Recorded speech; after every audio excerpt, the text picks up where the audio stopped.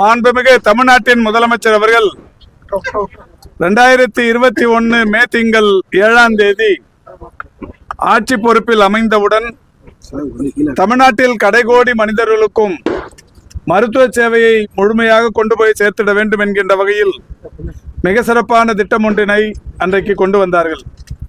அந்த வகையில் 2021 ஆகஸ்ட் திங்கள் 5ஆம் தேதி கிருஷ்ணகிரி மாவட்டம் சாமனப்பள்ளியில் மக்களை தேடி மருத்துவம் என்கின்ற மகத்தான திட்டத்தை மாண்புமிகு தமிழ்நாட்டின் முதலமைச்சர் அவர்கள் அந்த குக்கிராமத்துக்கே வந்து அந்த திட்டத்தை தொடங்கி வைத்தார்கள்.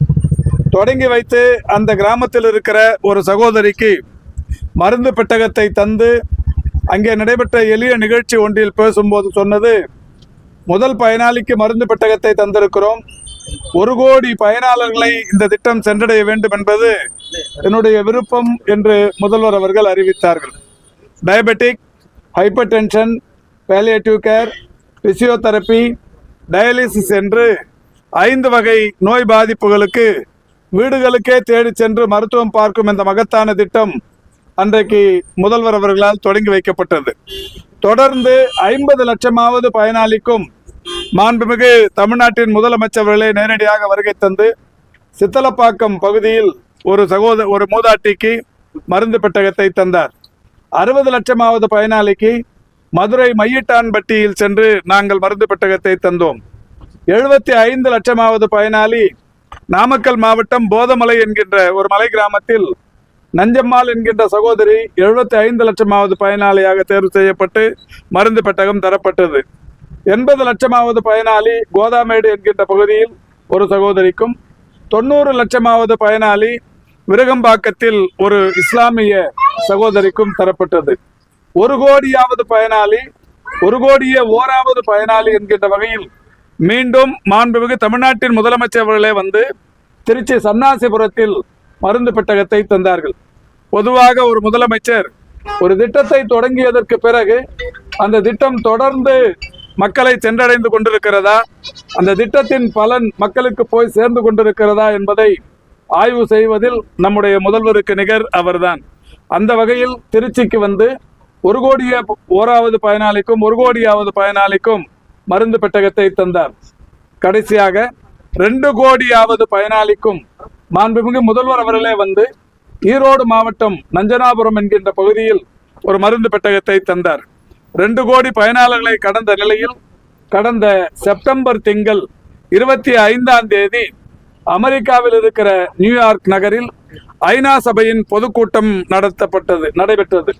அந்த கூட்டத்தில் உலகில் தொற்றா நோய்களுக்கான மருந்துகள் தருவதில், தொற்றா நோய்களை தடுப்பதில் எந்த நாடு சிறந்து விளங்குகிறது என்பதை அவர்கள் ஆராய்ந்த போது இந்தியாவில் தமிழ்நாடு என்கின்ற மாநிலம்தான் நான் கம்யூனிகபிள் டிசீஸ் என்று சொல்லக்கூடிய தொற்றா நோய்களுக்கான மருந்துகளை வீடுகளுக்கே தேடி சென்று தருகிறார்கள் என்கின்ற விஷயத்தை கேள்விப்பட்டு அன்றைக்கு அவர்கள் ஒரு விருதை அறிவித்தார்கள்.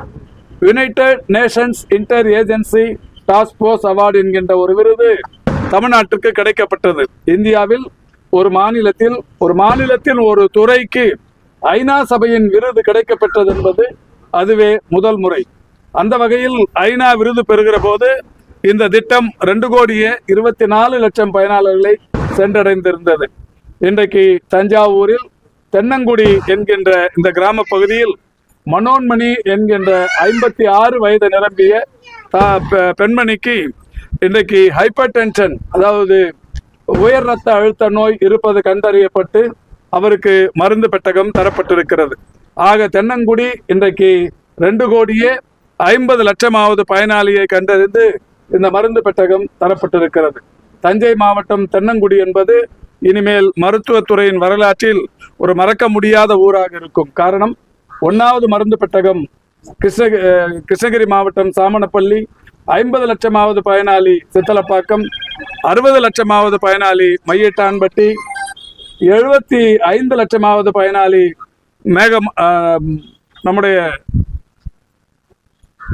என்ன மாவட்டங்க, நாமக்கல் மாவட்டத்தில் போதைமலை, அதேபோல் 80 லட்சமாவது பயனாளி கோதாமேடு, 90 லட்சமாவது பயனாளி விருகம்பாக்கம், 1 கோடியாவது பயனாளி திருச்சி சன்னாசிப்பட்டி, 2 கோடியாவது பயனாளி ஈரோடு நஞ்சனாபுரம் 2.5 கோடியாவது பயனாளி தஞ்சை தென்னங்குடி என்பது ஒரு வரலாற்றில் நிலைத்திருக்கக்கூடிய ஊரின் பெயராக இது இருக்கவிருக்கிறது.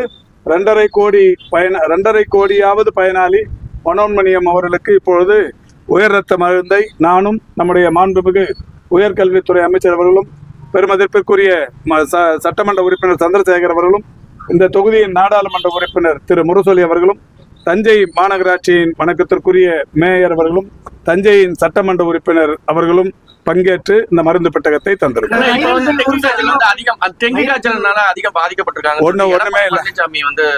எடப்பாடி பழனிசாமியே அவருக்கு நான் திரும்ப 10 தடவைக்கு மேல சொல்லிட்டேன். நீங்க பழைய கேள்வியை திரும்ப கேட்டுருக்கீங்க. இதை 2012லயும் 2017லயும் தான் டெங்கு பாதிப்பு அதிகம் தமிழ்நாட்டில். டெங்குவினால் உயிரிழப்புமே 2012லயும் 2017லயும். 2012ல் 66 பேர் டெங்கு பாதிப்பினால் உயிரிழந்தார்கள். 2017ல் 65 பேர்.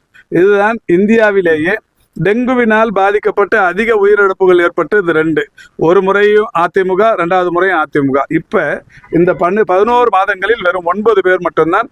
இந்த 9 பேரும் கூட அதாவது கோமார்பிடிட்டிஸ் என்று சொல்லக்கூடிய வகையில் இணை நோய் பாதிப்பு உள்ளவர்கள், சரியான நேரத்தில் மருத்துவம் பார்த்து கொள்ளாதவர்கள், அந்த மாதிரியான உடல் பாதிப்புகளை கொண்டவர்கள் தான் இந்த 9 உயிரிழப்புகள் கூட.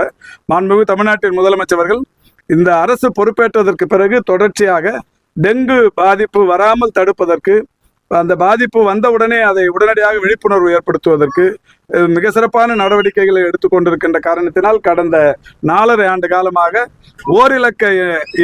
ஓரிலக்க எண்ணிலே அளவிலேயே உயிரிழப்புகள் இருந்து கொண்டிருக்கிறது. ஆனால் சாட்சாத் இந்த எடப்பாடி பழனிசாமி முதலமைச்சராக இருந்தபோதுதான் 66-65 உயிரிழப்புகளை தமிழ்நாடு சந்தித்திருக்கிறது. இது ஒரு வடகிழக்கு பருவமழை வரும்போதும் இது இருக்கும். இப்போ அது பெரிய அளவிலான பாதிப்பு இல்லை, 2-3 நாள்ல சரியாயிரும். அது அதிகரிச்சுட்டே வருதுங்கிற பதட்டத்தை நம்ம ஏற்படுத்த வேண்டியதில்லை, சராசரியா இருக்கிறது. அங்க திட்டத்தின் மூலமா எவ்வளவு பொதுமக்களுக்கு பயனாளிகளுக்கு எவ்வளவு செலவு மிச்சமாக இல்ல. இப்ப அது நோய் பாதிப்புக்கு ஏற்ற மாதிரி இப்ப சக்கரை பாதிப்பு இருக்கிறவங்களுக்கு ஒரு 5-6,000 ரூபாய் மிச்சமாகும். 2 ஹைப்பர் டென்ஷனும் சர்க்கரையும் 2 இருக்கிறவங்களுக்கு ஒரு 8-9,000 ரூபாய் மிச்சமாகும். அதே மாதிரி மற்ற இந்த டயாலிசிஸ் பண்ணிக்கிறவங்களுக்கு ஒரு 10 ரூபா அளவுக்கு மிச்சமாகும்.